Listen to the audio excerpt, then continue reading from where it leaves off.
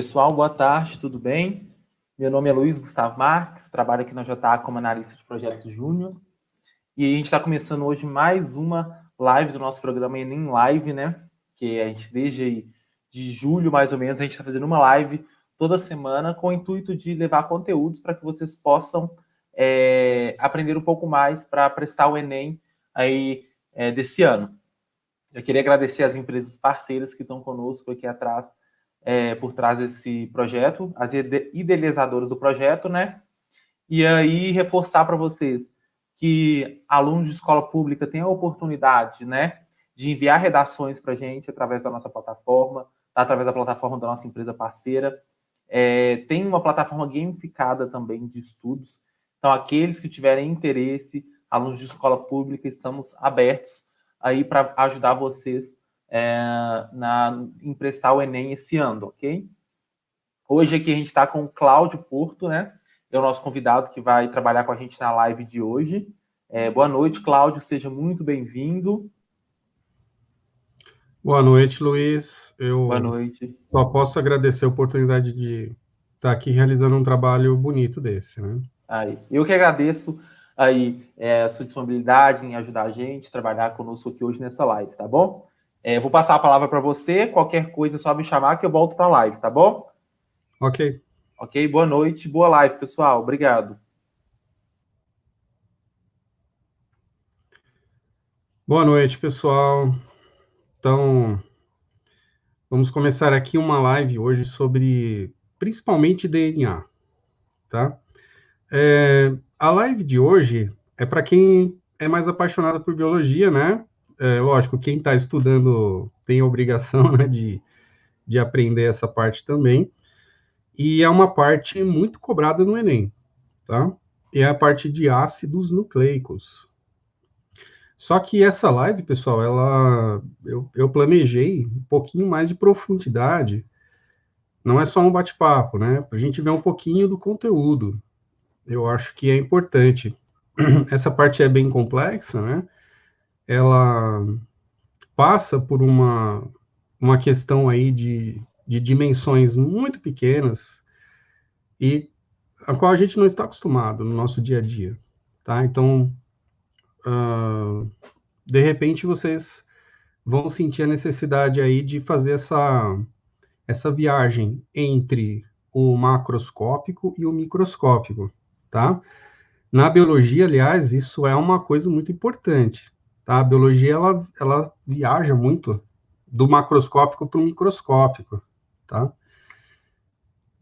Por exemplo, se você está falando de uma doença genética, de repente você tem que entrar no mundo celular, no mundo molecular, para entender essa doença, para poder mitigar, às vezes, essa doença, né? Vocês estão vendo aí a questão toda do coronavírus, da pandemia, onde os cientistas têm que ir lá buscar no DNA do vírus, buscar nas proteínas do vírus, a resposta, a vacina, os mecanismos pelo qual o vírus atua, né? Tá bom? Então, peço licença para que eu entre um pouquinho nessa profundidade toda que são essas moléculas maravilhosas. São os ácidos nucleicos. E por que eles têm esse nome de nucleico? A primeira vez que se discutiu muito sobre esse tipo de molécula, eles foram encontrados nos núcleos das células, tá? A ideia é que estava se investigando sobre hereditariedade. Quais eram as moléculas que passavam certas informações de uma geração para outra. Eu vou colocar aqui alguns slides e daqui a pouco, de vez em quando, eu volto aqui para falar com vocês, tá? Só um segundo para eu ativar aqui.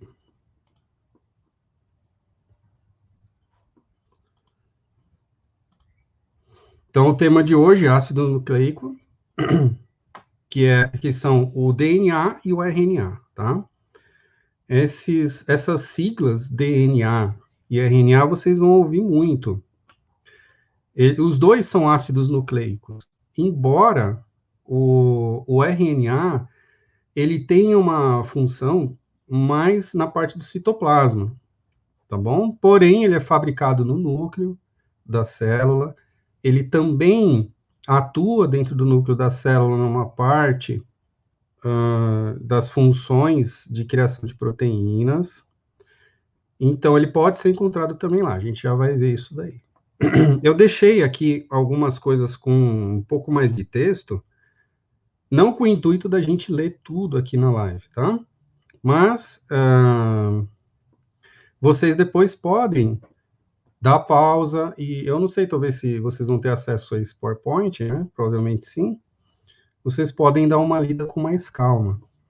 Esse daqui é uma espécie de linha do tempo, para a gente ver que descobrir sobre o DNA, entender sobre ele, não foi uma coisa de uma hora para outra, tá? A gente começa a historinha lá em 1869. Aqui eles até colocaram Mendel, porque Mendel ele iniciou estudos um pouco mais sistematizados sobre genética, né? E ele não sabia nada sobre DNA, não tinha esse conhecimento, porém, ele previu algumas coisas. Uma das coisas que Mendel previu foi a existência de fatores hereditários.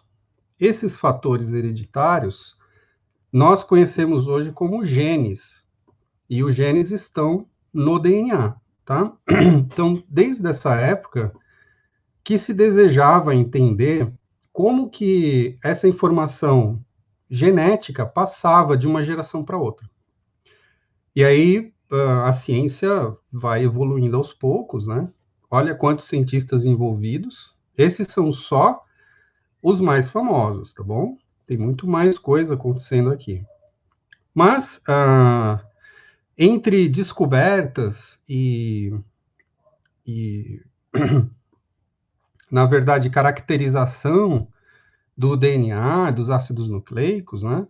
A gente culmina aqui em 1953 com esses dois cientistas muito famosos por causa de um prêmio Nobel, que nem é uma coisa tão importante, tá, pessoal, o prêmio Nobel em si, mas eles publicaram um trabalho, o Watson e o Crick, né, publicaram um trabalho meio que descrevendo de forma um pouco mais precisa o modelo para o DNA, propondo, inclusive, que ele poderia se autorreplicar, tá bom? Eles contaram, eles não chegaram nisso sozinho, né?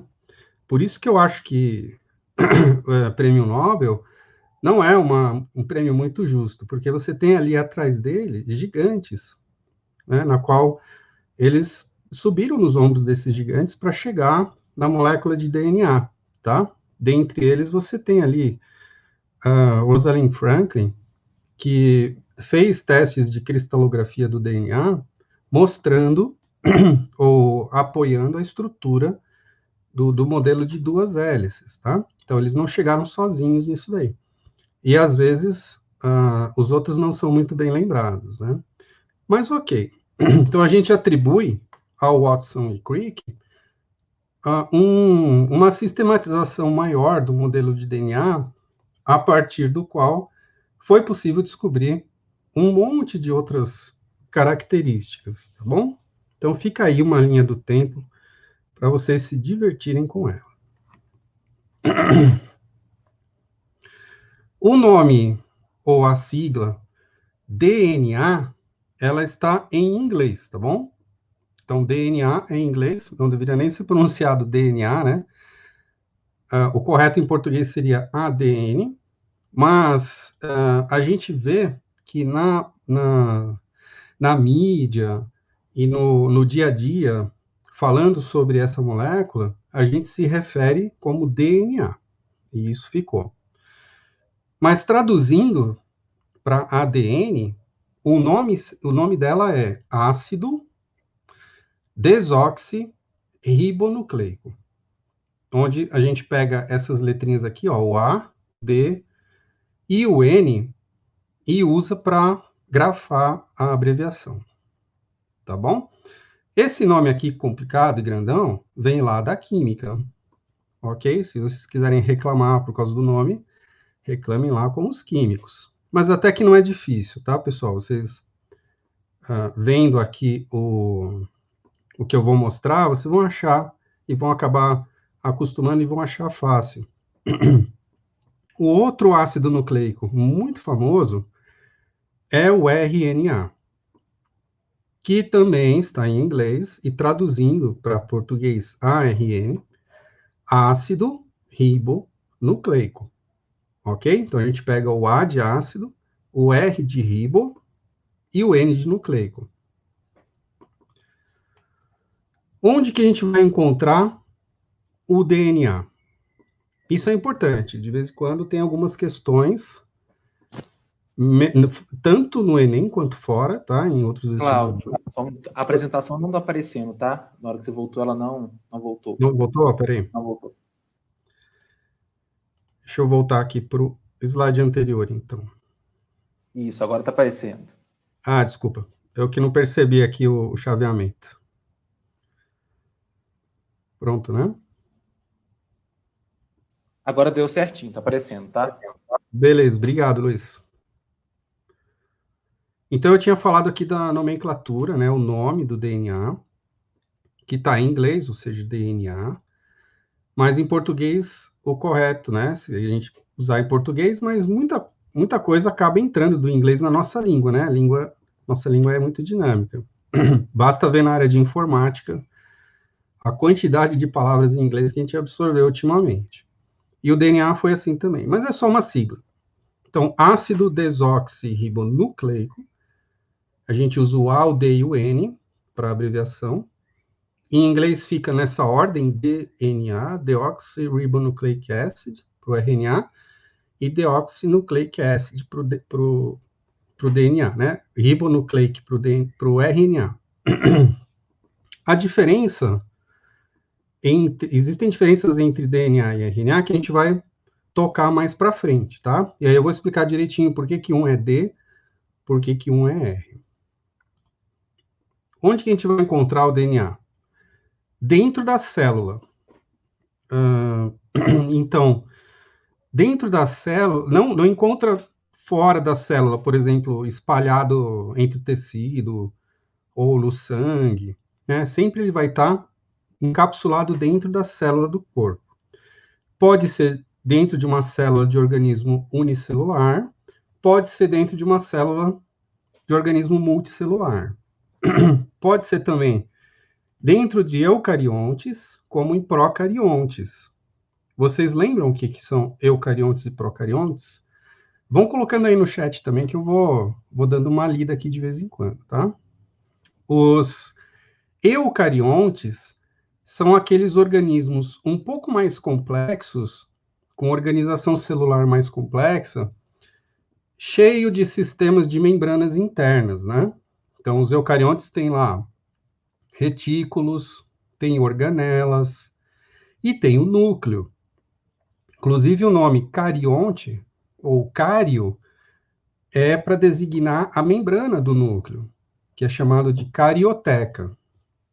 Os procariontes são organismos que preservam características um pouco mais primitivas, né? Eles são mais antigos no planeta e são bactérias e arqueias.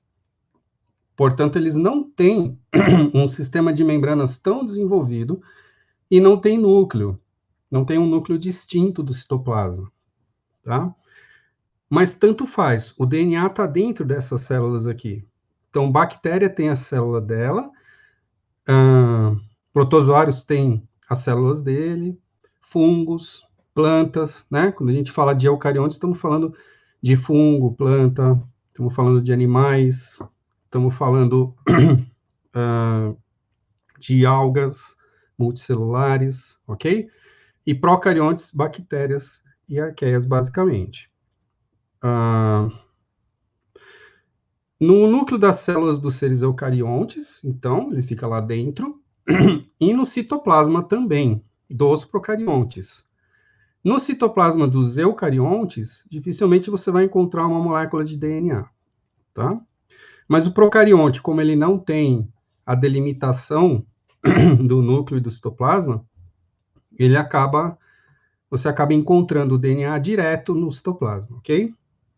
E o mais intrigante, pessoal, é que a gente vai encontrar DNA em organelas, dentro das organelas, como as mitocôndrias, plastos vegetais. Os plastos, eles dão origem, por exemplo, ao cloroplasto.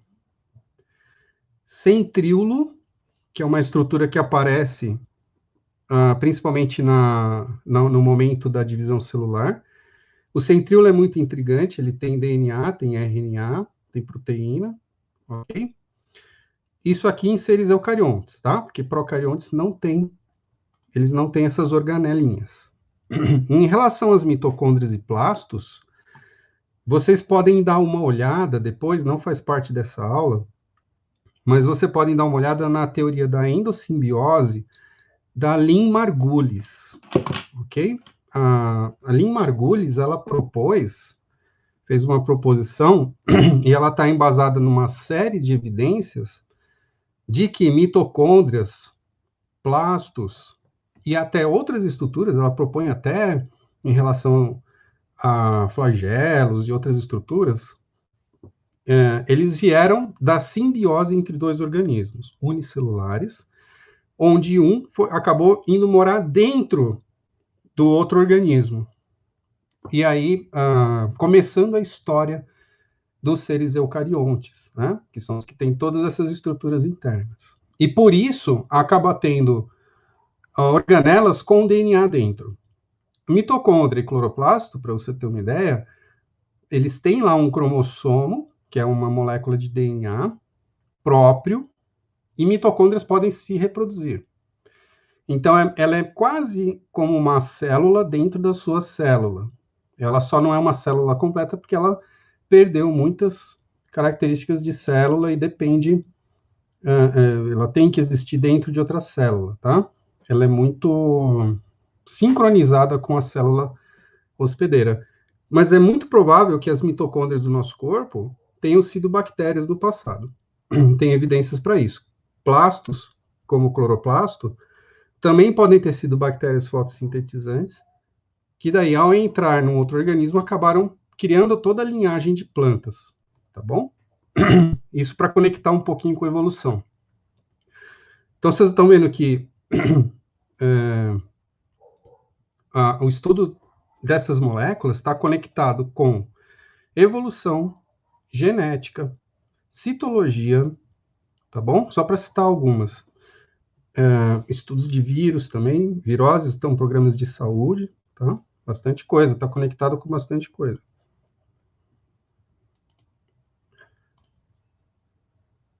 Onde encontramos, então, o RNA agora. Já falamos do DNA, vamos falar um pouquinho do RNA, tá bom? Agora é RNA. Também no interior de todas as células, ok? Não tem RNA solto por aí.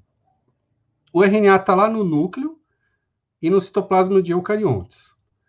Ou seja, no núcleo não tem só DNA, tem RNA também, eles estão lá sendo fabricados lá dentro. E a gente encontra no citoplasma dos procariontes também, né? O procarionte só tem citoplasma, então tem que estar no citoplasma também.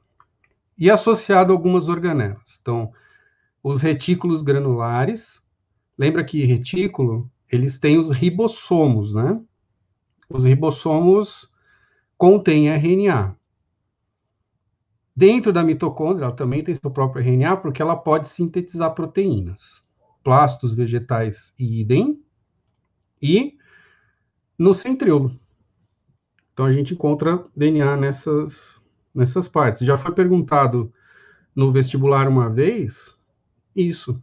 Aonde que você encontra DNA fora do núcleo, tá? Se tem, ou em onde que você encontra. Então, ficar esperto com essa questão aí.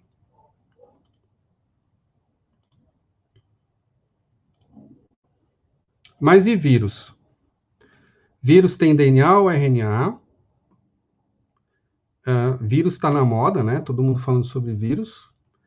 E ninguém entende muito como que ele é. Talvez vocês entendam mais, né? Porque agora vocês estudaram, estão querendo entrar no vestibular em alguma faculdade. e já estudaram um pouquinho sobre vírus, né? Então, vocês sabem que eles são partículas muito, muito pequenas, menores que a célula. Eu deixei separado aqui porque eles não têm organização celular, então eles não têm citoplasma, núcleo, não tem nada, né? Eles têm o quê?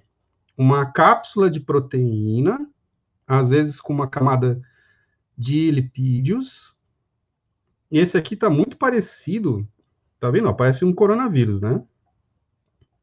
E o coronavírus é um retrovírus, tá parecido com o HIV aqui. Não são a mesma coisa, lógico, né? Então, alguns vírus, que são chamados de retrovírus, eles possuem RNA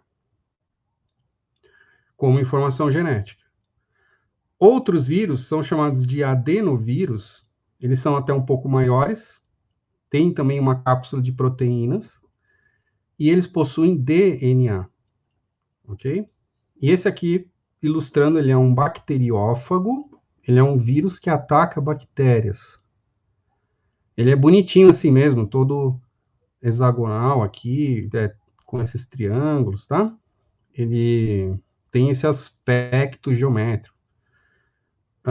Dá para ver até no microscópio eletrônico. E dentro dele tem DNA, tá bom? Pessoal, vão colocando suas dúvidas, podem perguntar, fiquem à vontade, tá? Muito bem, mas o que que são DNA e RNA? O que que são esses polímeros? Descer aqui um pouquinho que subiu. Esses DNA e RNA são polímeros, tá bom? Polímero é um tipo de molécula que é grande e ele é feito da repetição de moléculas menores, que são chamados de monômeros, tá? No caso do DNA e do RNA, esses monômeros são conhecidos como nucleotídeos. Então, recebe um nome especial lá da química, né? Nucleotídeo. E a repetição deles formam cadeias de moléculas muito grandes, considerados como um polímero. Tem muito polímero aí que a gente tem contato no dia a dia, né? O plástico são polímeros, enfim. Mas esse aqui é um polímero feito de nucleotídeo. E agora vem uma parte um pouco mais química, né? Eu espero que vocês consigam acompanhar isso daí. Se tiver alguma dúvida, coloquem no chat, tá bom? Esse nucleotídeo é um conjunto de três moléculas menores. Uma que chama base nitrogenada. Nitrogenada porque tem bastante nitrogênio, olha só. Tá bom? Daí você vê a importância. Se você quiser conectar isso aqui com ecologia, dá para conectar. Por quê? Da onde vem esse nitrogênio? Vem da fixação de nitrogênio lá no ciclo biogeoquímico de nitrogênio, né? Que a gente adquire comendo as plantas ou animais que comeram plantas, dentro do ciclo biogeoquímico, tá?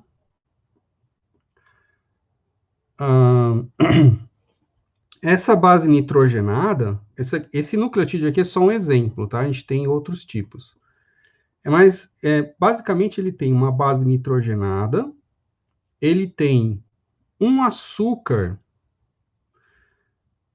Esse açúcar não é um açúcar igual ao que a gente tem em casa para comer, ele é uma pentose, tá? Os açúcares que a gente tem em casa, geralmente o sacarose, glicose, tem 6 carbonos. Esse daqui tem 5 carbonos, né? Na verdade, a sacarose é mais complexa.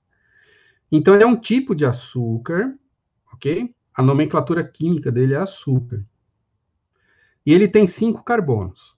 Um carbono aqui, número 1, 2, 3, 4 e 5. Isso é importante? Sim, a gente vai ver mais para frente que isso é importante. No carbono 5, se liga um terceiro grupo de moléculas que é chamado grupamento fosfato, que ele possui um fósforo. Aí conecta de novo com ciclos biogeoquímicos. Da onde que vem o fósforo, né? Para que a gente tem que comer alimentos com fósforo? Uma das coisas é fabricar o seu DNA, ou RNA. Ok? Então, nucleotídeo, uma base nitrogenada, existem diversos tipos de bases nitrogenadas. Um açúcar e um fósforo, né? Um açúcar, estou simplificando, tá? Um açúcar desse tipo aqui, um grupo fosfato. Esse açúcar, com esses carbonos nessa posição, vão determinar o esqueleto da molécula de DNA. Então, muito importante a gente notar a posição do carbono 5, que é onde liga aqui o fósforo, ó, e a posição do carbono 3, onde vai ligar o próximo fósforo, ok? Então, o 3' e o 5' são pontos onde eu vou conectar fósforos. Eu vou formar uma escada. Eu tenho aqui uma molécula de DNA que eu fiz de papel. Olha só. O canudinho não faz parte da molécula de DNA, nem essa base, é só para ela ficar em pé, tá? Tá vendo essas duas escadarias que sobem e descem? Tá?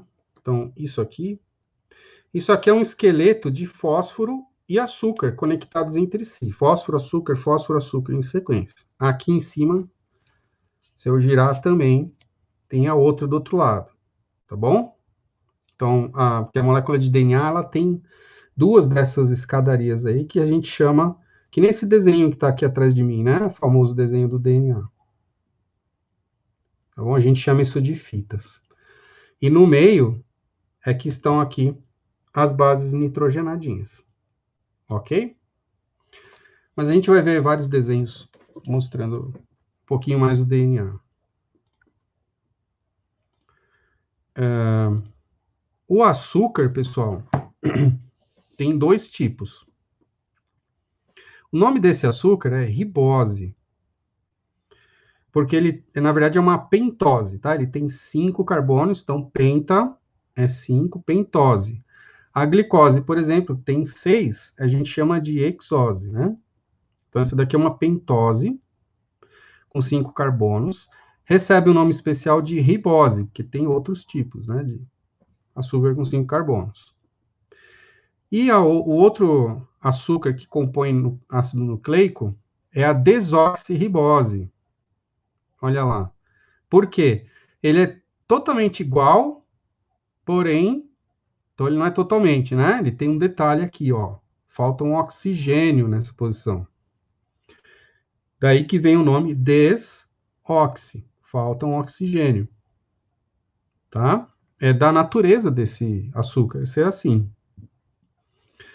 Daí você já começa, daí que vem aquele nome, né? Desoxirribo, que é o nome do açúcar, e nucleico, porque eles foram encontrados no núcleo, inicialmente. E o ácido ribonucleico, porque ele não é uma desoxi, ele é um daquele açúcar que tem os dois grupamentos OH, tá bom? Esse aqui, por exemplo, é uma ribose, tá bom? Então, ribose, desoxirribose. É daí que vem o nome do DNA, tá bom? E do RNA também. Então, o DNA tem açúcar desoxirribose e o RNA tem açúcar ribose. Então, uma primeira diferença, bateu o olho na molécula, tem uma desoxirribose, é DNA. Olhou a molécula, tem uma ribose, é RNA. Provavelmente, pessoal, não vão pôr desenhos com esse nível de detalhe, só se for uma questão de química, né? Na biologia, a gente vai depois ver que eles vão desenhar uma figurinha bem mais simplificada e vão escrever para você que é uma ribose ou uma desoxirribose, tá? Aqui eu estou dando detalhado para vocês compreenderem e ficarem feras nisso aí. As bases nitrogenadas, então lembrando, ó, uma base nitrogenada, um açúcar, um grupamento fosfato, isso é um nucleotídeo, tá bom? As bases nitrogenadas têm vários tipos. Você tem algumas que chamam adenina, guanina, citosina, timina e uracila. Basicamente, nos ácidos nucleicos, a gente vai ter essas 5 bases. Elas podem ser abreviadas para A, G, C, T e U. A base. O nucleotídeo, que contém os 3, também às vezes recebe a letra da base nitrogenada que está aqui.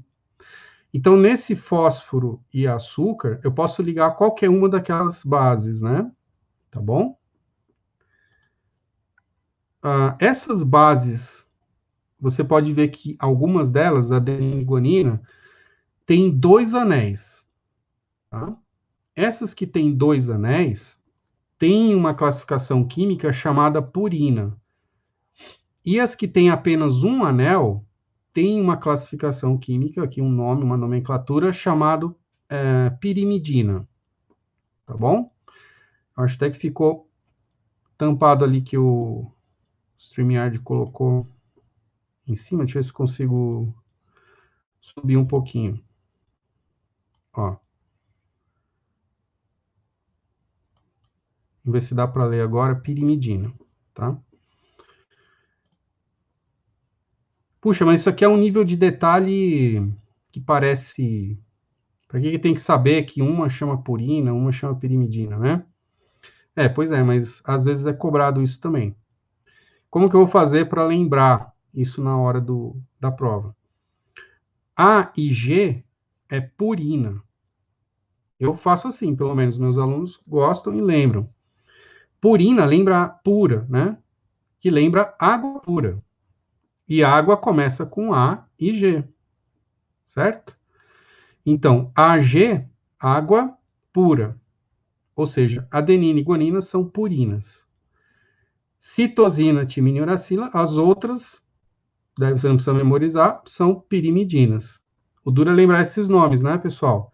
Então, nada melhor do que fazer o seu próprio esqueminha no caderno, e aí você acaba lembrando desses nomes aqui. Provavelmente, esses nomes vão aparecer no enunciado ou na figura, tá bom? Não é que você tem que lembrar, mas vai estar lá no enunciado. Se você não souber o que é, já começa a sentir uma dificuldade no exercício, né?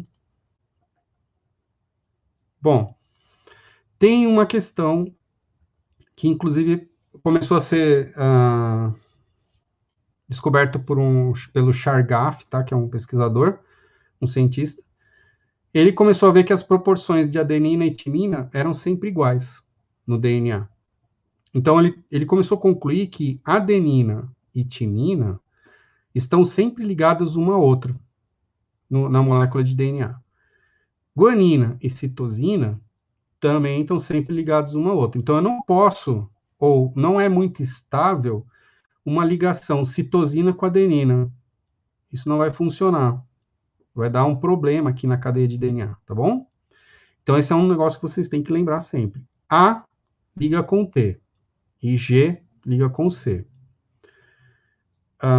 E como que elas se ligam? Na verdade, elas não estão tão ligadas, não, tá? Elas estão próximas e com esses tracinhos aqui, eles são chamados de pontes de hidrogênio. Essa ponte de hidrogênio é meio que uma atração aqui entre o átomo de hidrogênio e o oxigênio, tá? Ou entre o átomo de nitrogênio e o oxigênio. Formando meio que como se fosse um ímã, tá? Puxando. É uma ligação fraca que pode ser aberta. Isso que é legal, porque, ó, se eu pegar aqui uma fita de DNA, ela tem lá fosfato, açúcar, fosfato, açúcar, fosfato, açúcar, tá? São esses amarelinhos e azuis. Do outro lado, ela tem fosfato, açúcar, que é aquele esqueleto repetitivo, tá bom? No meio, eu tenho os nucleotídeos, adenina, timina, e eles ficam pareados, né? A gente chama isso de pareamento, e formam essas pontes de hidrogênio. Porém, se eu quiser abrir o DNA como se fosse um zíper, ó, eu posso passar aqui no meio uma enzima e ela consegue abrir facilmente. Então, uma das grandes vantagens de usar o DNA como uma molécula que armazena informações genéticas é que as informações ficam meio que estáveis lá dentro, né, das duas fitas de DNA, e elas podem ser abertas e fechadas. Então, sempre que eu preciso consultar uma informação genética, tem uma enzima, vai lá, abre as duas fitas de DNA, expõe os nucleotídeos, e eu posso, de alguma maneira, ler isso aí, tá? Que seria mais uma coisa que a gente abordaria num próximo encontro aí, porque é muita coisa. Mas eu vou dar uma pinceladinha. Então, abrir e fechar a molécula de DNA, inclusive uma coisa que foi colocada por Watson e Crick, né? Tá? Dentro do modelo deles. Eu esqueci que eu tenho um ponteirinho aqui, deixa eu só mostrar para vocês de novo, pessoal. Ó. Então, essa é a adenina, e ela está unida por essas pontinhas de hidrogênio aqui, esses pontilhadinhos, tá? Com uma timina, e sempre A vai estar pareado com T. Então, você marca isso aí, A com T, C com G, tá bom? Ó, essa tem 3 pontos de hidrogênio. Então, dentro da molécula de DNA, vai formar essas fitas, que são esqueletos de fósforo e açúcar, repetitivos. No meio, as bases nitrogenadas estão aproximadas entre si e estáveis lá dentro, por pontos de hidrogênio, e a possibilidade de abrir as fitas de DNA quando você coloca uma enzima aqui, né? A célula já tem essa enzima, então quando ela precisa entrar em ação e abrir, ela usa, tá?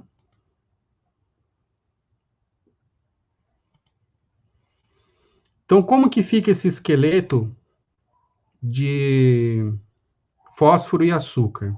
Fica assim, ó. Tá vendo? Um fósforo, um açúcar, né? Ó, fosfato, aqui, açúcar. Fosfato de novo, açúcar. Fosfato, açúcar, fosfato, açúcar. As bases nitrogenadas estão ligadas aqui, no açúcar, mas viradas para dentro. Que vai parear com a base nitrogenada da outra fita, que também tem açúcar, fosfato. Tá bom? Então, é quase como uma escadaria. Tá? Aqui é o corrimão, né? Corrimão desse lado, corrimão desse lado. E no meio estão os degraus aqui, formando essa estrutura. Tá bom? Pessoal, dúvidas? Podem pôr no chat, não tem problema.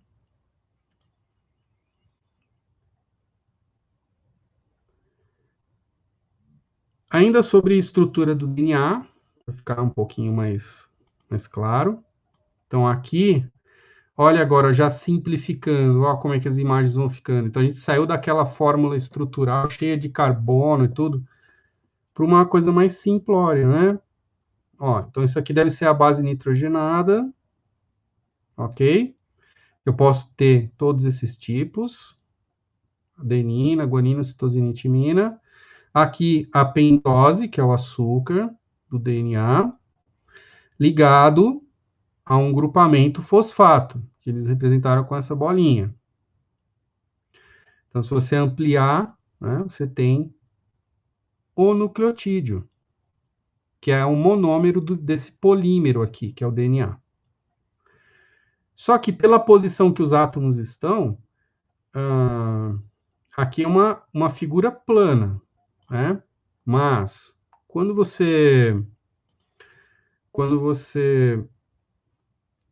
pega o DNA, você vê que ele é retorcido, né? Tá bom? Ele é todo retorcido. Por quê?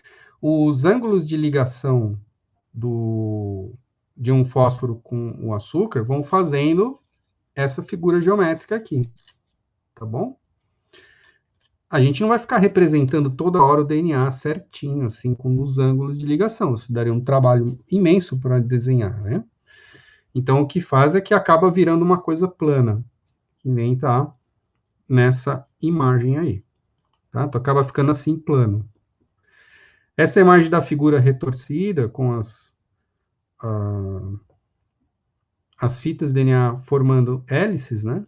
Helicoides, na verdade, ela é usada quando você quer representar, que é um DNA e tal, mas é mais fácil desenhar dessa maneira. Então, muitas coisas aparecem em plano. Então, isso é a mesma coisa que isso, tá? Exatamente a mesma coisa. Aqui está mais fácil de enxergar. Eu deixei alguns exemplos desse de estrutura. Aqui, pessoal, é uma das consequências da estrutura. A gente não falou muito do 5 linha, 3 linha, deixa eu voltar aqui só um pouquinho. Em relação ao 5 linha e 3 linha, lembra que a gente falou lá no começo, a numeração do carbono? A consequência é a seguinte: nessa fileira aqui de açúcar e fosfato, em um dos lados é o lado onde está o carbono 5, onde se liga o próximo fosfato. No outro lado está a extremidade que se liga o carbono, que está o carbono 3, onde vai vir o próximo fosfato, tá? E na outra fita está invertido, para poder parear direitinho. Esse lado aqui é o 3 e esse lado aqui é o 5. Então, o que está acontecendo aqui? Qual é a grande questão do 5 linha, 3 linha? Que em uma das fitas, ela tem extremidade 5 e 3. A outra, ela está antiparalela, sendo a extremidade 5 é aqui e a 3 do outro lado. Ou seja, é como se... Claro que não existe de ponta cabeça para o DNA, tá? Tanto faz. Mas é como se uma está num sentido, né? E a outra está do outro, de ponta cabeça, tá? Isso tem algumas implicações. Uma das implicações é no momento em que eu vou copiar o DNA, no qual a gente não vai entrar em tanto detalhe, mas olha só. A cópia do DNA, aqui no caso o DNA foi aberto, tá bom? Ele está fechadinho nesse ponto aqui. Aí ele foi, esse ponto aqui está fechado. Aí ele abriu aqui, né, veio aquela enzima que abre o DNA, e começou a fazer uma cópia. Detalhes de cópia a gente vê depois. Começou a fazer uma cópia, ó. E essa cópia, ela prossegue sem problemas. Quando eu vou inserindo o próximo nucleotídeo na extremidade 3 linha. Quando eu vou copiar a de baixo, eu vou ter que ter um outro mecanismo. Por quê? Como ele funciona sempre inserindo na extremidade 3 linha, algumas extremidades 3 linha não estão abertas ainda. Então, ele tem que copiar aos poucos. Ele tem que usar uma outra enzima, uma série de outras enzimas aqui para poder copiar esse lado, tá? Mas isso é relativo quando a gente fala em cópia do DNA. Então, lembrando, ó, A se conecta com T e G se conecta com C. Sempre assim. A gente já tem 43, deixa eu ver mais alguma coisa aqui interessante. Vou agora conversar com vocês nessa proporção de Chargaff. Tá? Então, Chargaff determinou que as quantidades de A e T são coincidentes. Né? Daí onde tiraram a sacada e ajudou, inclusive, a Watson e Crick fazer o modelo deles. Né? Tá? Vou fazer aqui para vocês, por exemplo, se você encontrar numa molécula de DNA uma quantidade de adenina, sei lá, vamos por aqui 20%.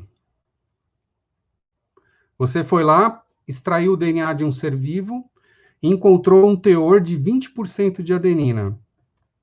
Quantas de timina eu vou encontrar nesse mesmo organismo? Qual a porcentagem, né, de timinas que eu vou encontrar?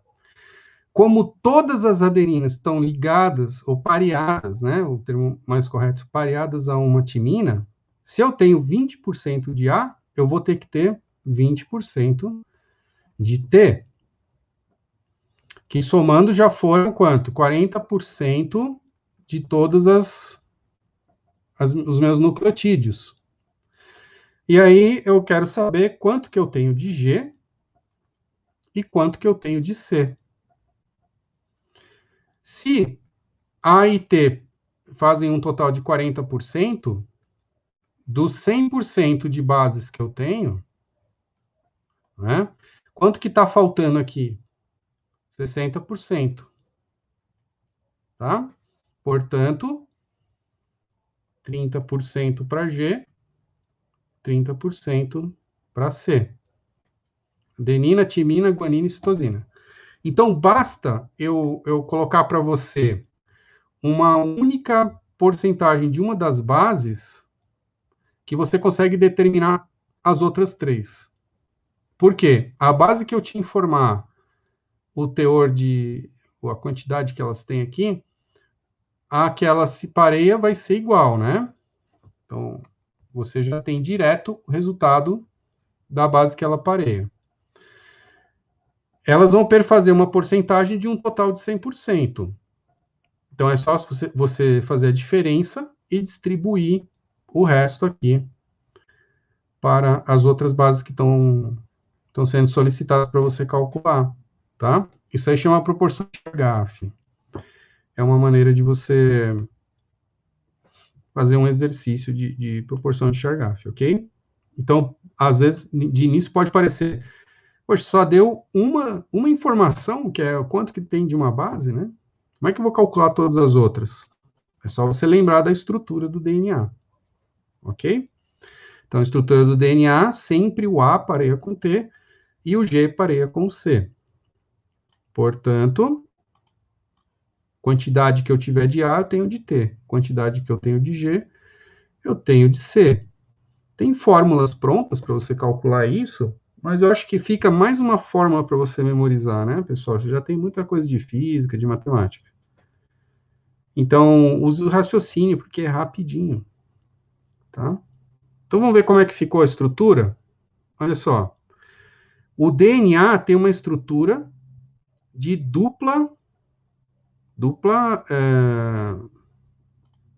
que a gente chama de helicoide, tá? Ou, mais abreviadamente, dupla hélice. Também pode pensar em dupla hélice. Que é isso aqui, ó, uma hélice e outra hélice. Essa hélice é um esqueleto de fosfato e açúcar, e no meio, que são esses coloridinhos, são as bases nitrogenadas. Bom, não falamos muito de RNA. E o RNA? O RNA ele tem uma única fita. E nem sempre ele vai estar em hélice, assim. Então, geralmente não está mesmo. Geralmente ele vai estar enrolado sobre si mesmo. Em alguns pontos ele pode fazer um pareamento, ó, de bases, né? E uma diferença que tem do DNA para o RNA, pessoal, é que, desculpa esse aqui está em inglês, mas como eu estou narrando aqui, vai ficar tudo ok, ó. Double stranded quer dizer essa dupla fita, tá bom? De açúcar e fosfato. RNA, uma única fita. O açúcar é a desoxirribose, ó, falta um oxigênio aqui, e o outro açúcar tem as duas hidroxilas aqui embaixo. Né? Uma outra diferença é que, embora o RNA e o DNA usem a citosina, a guanina e a adenina, no DNA é a timina que está presente e no RNA, uracila que está presente. Então, se você bater o olho e viu que tem uma uracila, é RNA. Às vezes eles não vão desenhar isso aqui, eles vão te dar só uma sequência, né, de letras. Então, viu que tem uracila, RNA. Viu que tem timina, DNA. Ok? Vou deixar também esse slide aqui de estrutura. É a mesma coisa, só que uma outra concepção artística. Eu acho legal a gente assistir um pequeno vídeo aqui sobre a estrutura do DNA, tá bom? Esse vídeo aqui está disponível no YouTube. É rapidinho. Vou pegar aqui.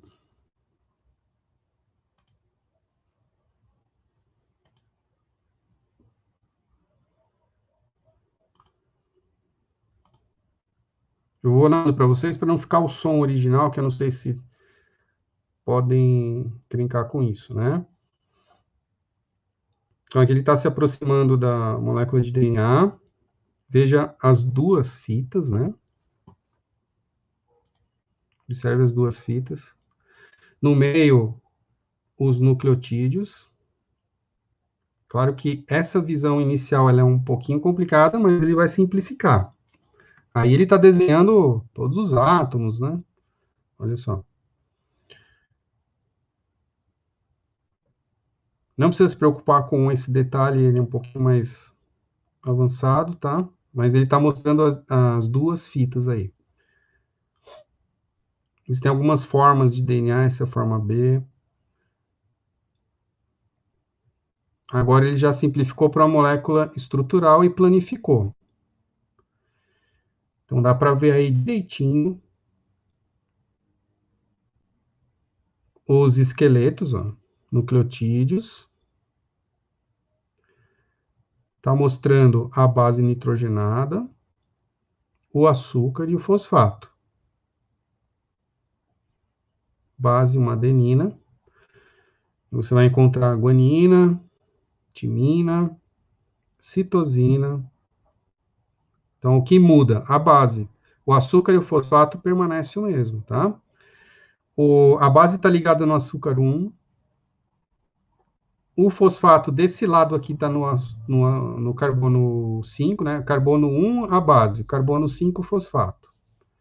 O próximo nucleotídeo vai se ligar no carbono 3 lá em cima. Aqui ele está mostrando uma hidroxila, mas em relação ao tipo do açúcar, né? Falando que é um desoxinucleotídeo, então é um DNA. Veja que o carbono 3 liga também no próximo fósforo. É um fosfodiéster.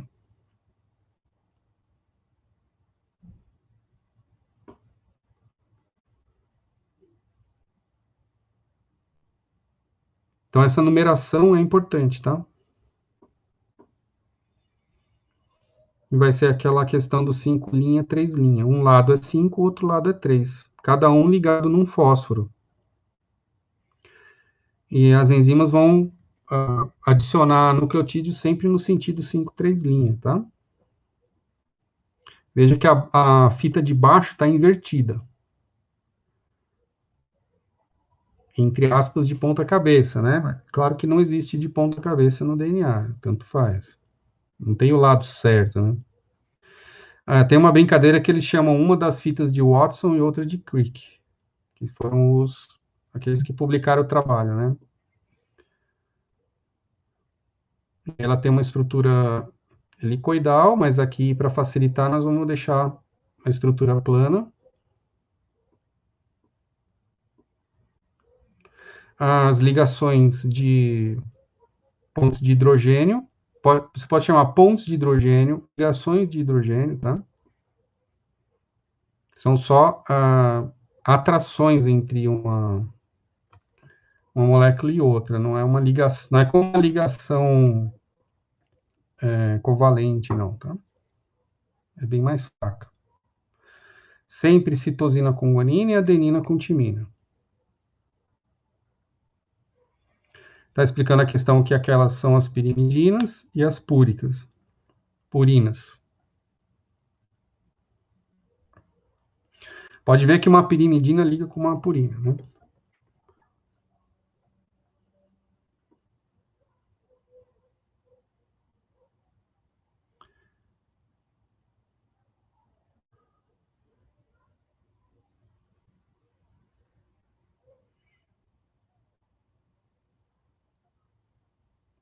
Agora ele está mostrando só uma das seções. E voltando àquela molécula um pouco mais complicada. Isso é um detalhe, né, de que existe aquela torção e ela tem um certo tamanho típico, tá? Em uma volta vai ter 10 nucleotídeos. Eles também podem ter interações entre um nucleotídeo e outro. Isso aqui já é bem avançado, tá bom? Geralmente não é solicitado em Enem, não. Mas isso mantém uma estrutura típica do DNA e mantém a estabilidade também. Então, isso daí são como se fossem sulcos, né, que a molécula acaba fazendo, que nem eu mostrei aquela de papel, acaba ficando isso. E isso aí propicia a possibilidade de que enzimas encaixem nesses sulcos aí. Então, esse laranja grandão aí é uma enzima. Pode ser uma enzima que vai abrir o DNA, por exemplo. Ou pode ser uma enzima que vai copiar o DNA. Lembrando que enzimas são proteínas, tá?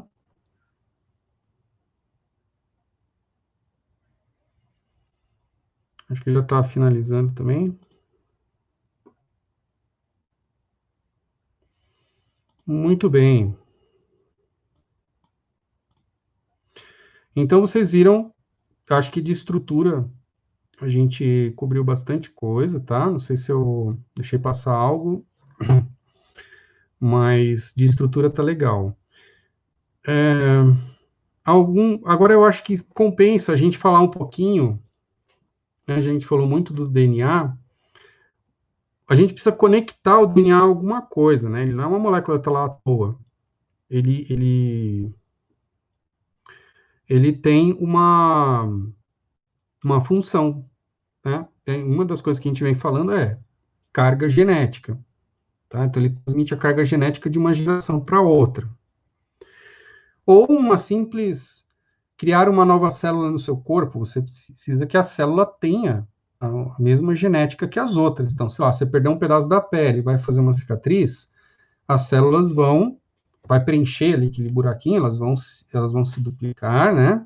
E para duplicar tem que copiar todo o RNA e passar para a próxima célula filha que vai preencher aquele buraquinho, tá? E essa célula tem que receber a sua genética. E aí eu começo a entrar no conceito de gene, tá bom? O que seria um gene? Seria legal deixar registrado que um gene, ele é um trecho do DNA. Eu acho que talvez... Eu até deixei imagens aqui, mas eu vou fazer um esquema aqui para vocês rapidamente, né? Que já está quase 1 hora de live. Não sei se vai continuar um pouquinho mais. Mas vamos pegar aqui um trecho de uma molécula de DNA.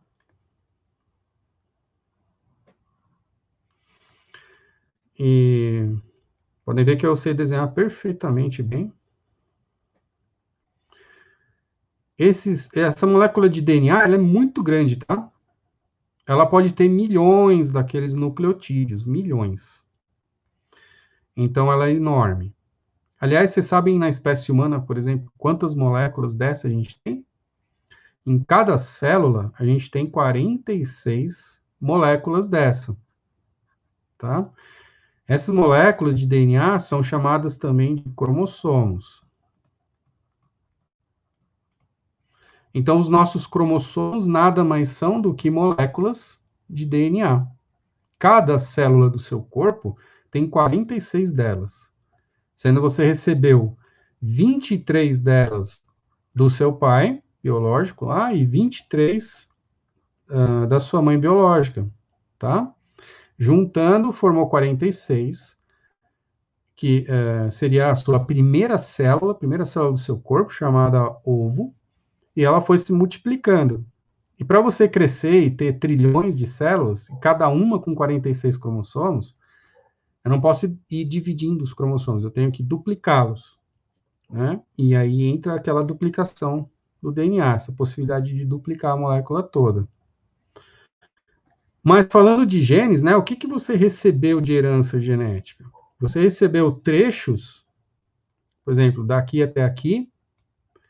Esse trecho, ele vai representar, lá no final, de todo um processo que chama transcrição e tradução, ele vai representar uma proteína.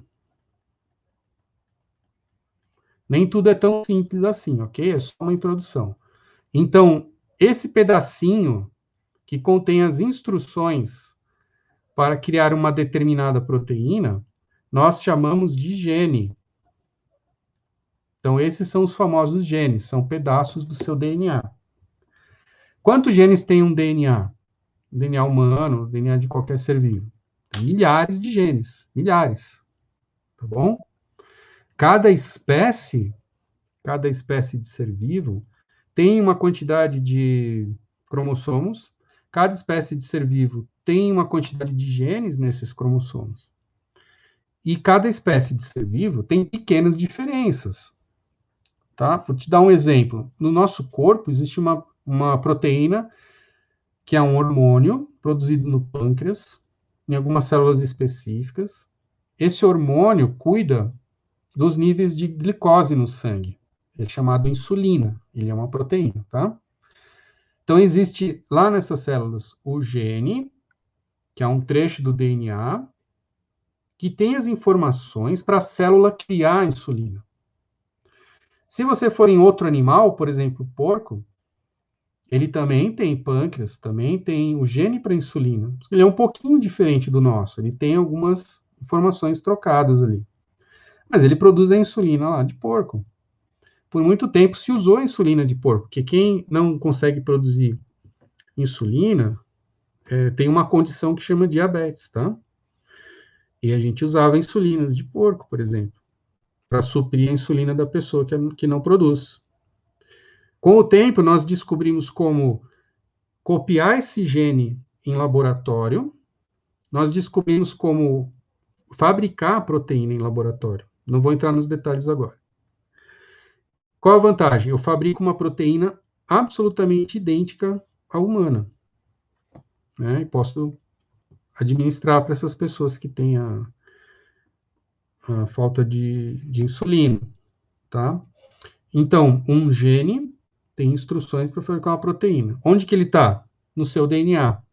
Tem pedaços do DNA que não são genes, não codificam para nada.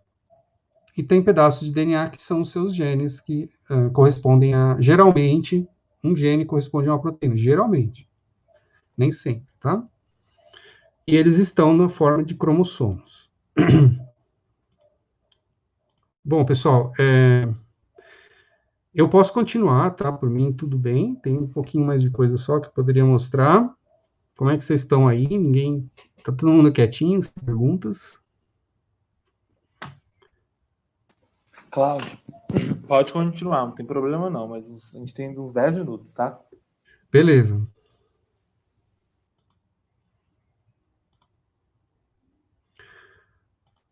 Então, esse é um vídeo, eu deixei o link aqui para vocês, tá?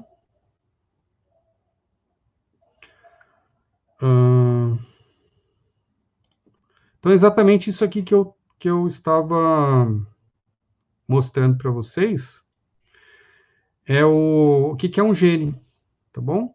Então, lá dentro da célula, eu tenho essas estruturas, são cromossomos. Esse aqui, nem sempre ele está nesse formato. Isso aqui é na época em que a célula está se dividindo. Daí ele fica assim, parecendo um X, tá?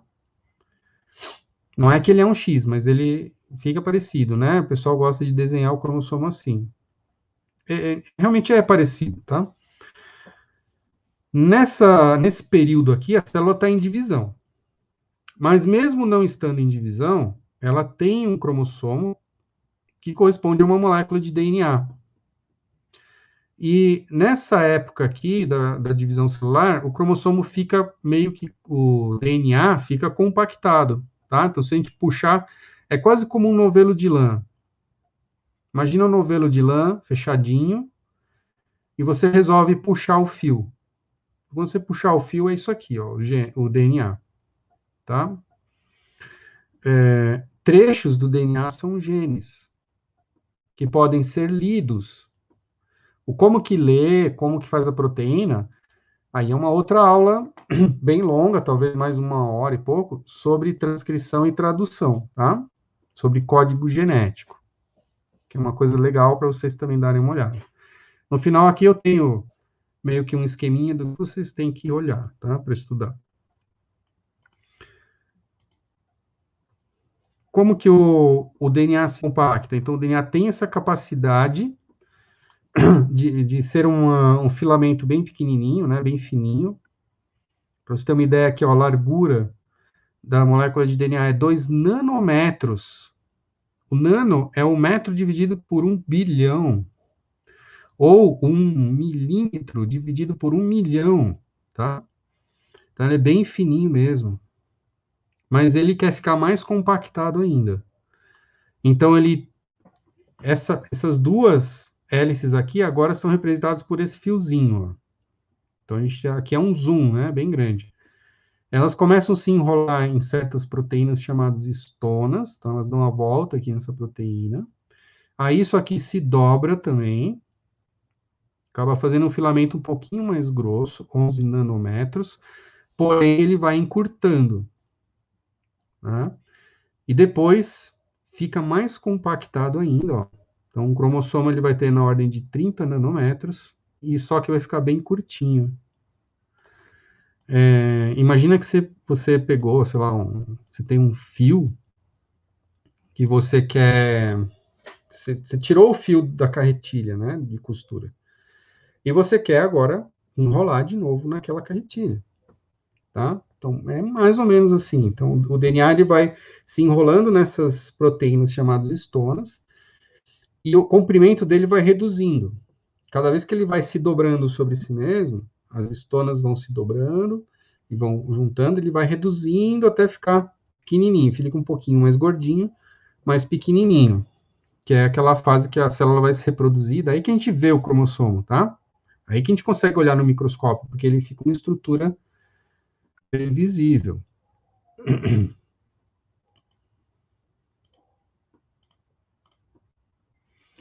E aí a gente chega no dogma central da biologia. Dogma entre aspas, tá?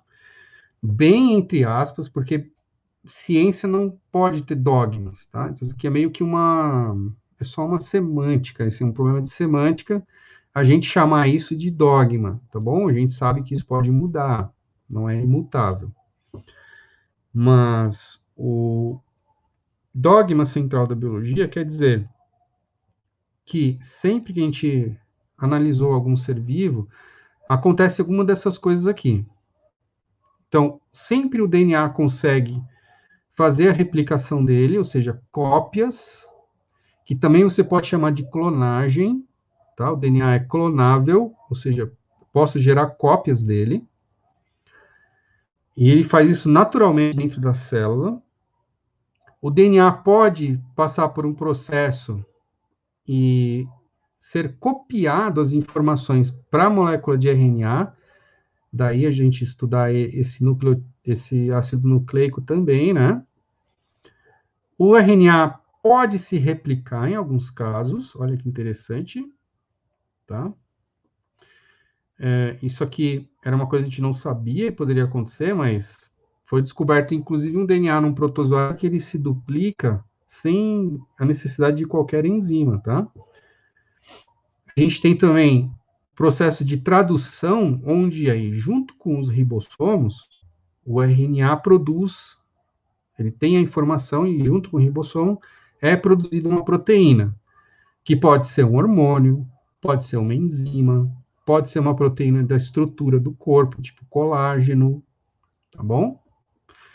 E nos vírus, tem essa questão que alguns vírus são de RNA, né? Ou seja, dentro da cápsula tem RNA, mas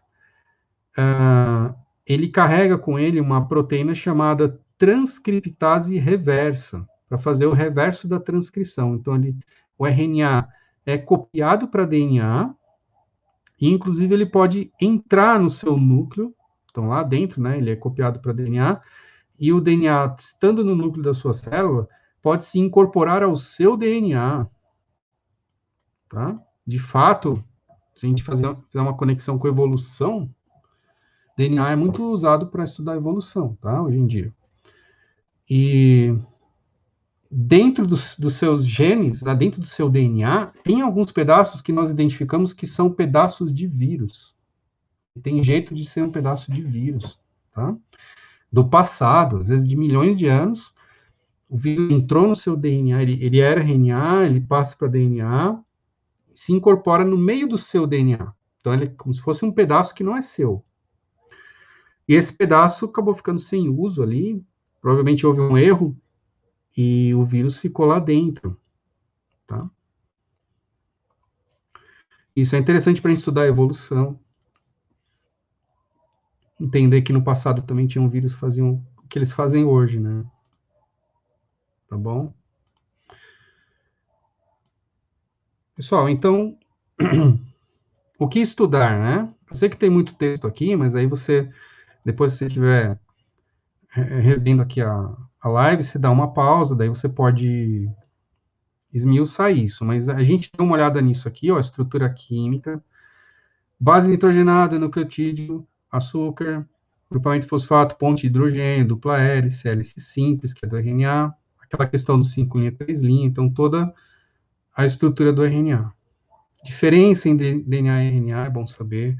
A proporção de Chargaff é bom saber. Onde que está o DNA e o RNA? Relação entre DNA, genes e cromossomos. Então, a gente conseguiu chegar até aqui, tá? O que mais estudar?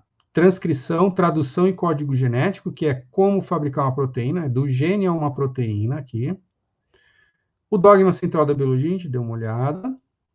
O conceito de cromossomo, gene, condensação, né? Tem uma interface aqui com as aulas de divisão celular. E uma coisa que é importante é que você sabendo tudo isso aqui, você chega lá nas técnicas em biologia molecular, tá? E essas técnicas é um prato cheio para o Enem, tá? Eles gostam muito de perguntar sobre essas técnicas, porque tem habilidades ali de interpretação de imagens, de gráficos, né? Então, tem aquelas habilidades, interpretar imagens e textos e saber correlacionar, isso é uma habilidade cobrada.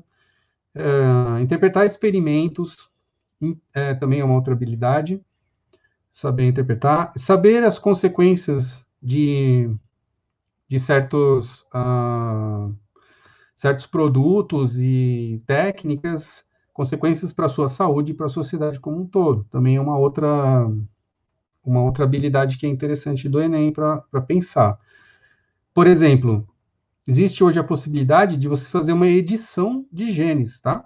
Tem um pesquisador, inclusive, na China, que alega que fez em bebês. Ele foi lá, nos embriões, editou um gene que supostamente é um gene que permite que o HIV ele infeccione o seu corpo, né? Ele se instale. Editou esse gene, tirou uma certa proteína desses bebês e esses bebês nasceram por inseminação artificial e tal. Ele alega que fez isso.